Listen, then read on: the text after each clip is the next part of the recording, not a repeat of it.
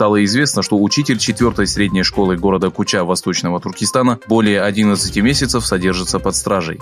Примечательно, что в прошлом году Мухаммед Турсун Даим был выбран лучшим учителем и получил награду на призовой сцене. Согласно информации, опубликованной пользователем Facebook на странице Уйгурия Альп, учитель был арестован китайскими полицейскими в апреле прошлого года. Чтобы уточнить данную информацию, репортеры радио «Свободная Азия» связались с руководством школы по телефону. Руководство школы не отрицало, что Мухаммед Турсун был арестован, но воздержалось от предоставления подробной информации, ссылаясь на то, что это государственная тайна. Мухаммед Турсун Даим являлся учителем химии с 25-летним стажем.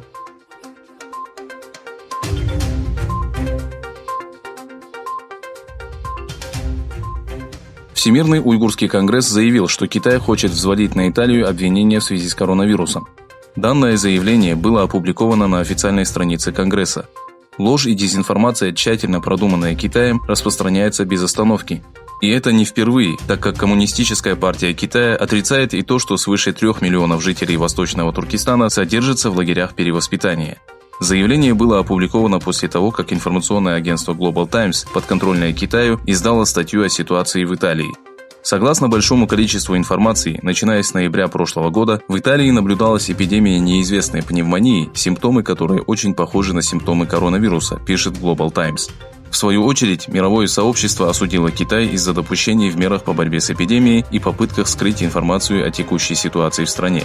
В ответ на действия Коммунистической партии Китая, президент США Дональд Трамп назвал коронавирус китайским вирусом. Большинство экспертов считает, что вирус распространился с рынка диких животных в Ухане.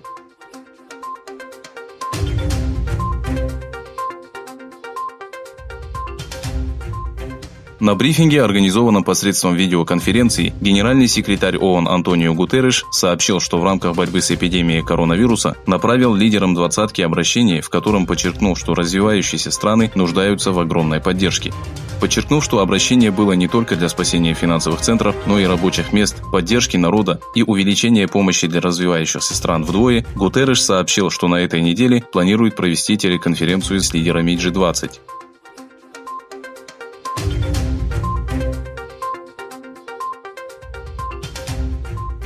Американский Сенат во второй раз отклонил программу стимулирования экономики в ответ на эпидемию коронавируса, предложенную администрацией Трампа. Сумма предложенного пакета составила $2 триллиона.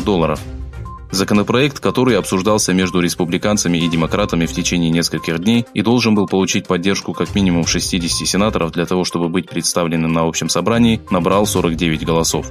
В предварительном голосовании 46 демократов выступили против данного предложения, что вызвало недовольство среди республиканцев. Представители республиканской партии обвинили демократов в попытках направить ресурсы на проблемы, не связанные с эпидемией, такие как окружающая среда, климат и энергетика. Демократы обвинили республиканцев в чрезмерном снабжении крупных компаний и игнорировании потребностей страны в области здравоохранения.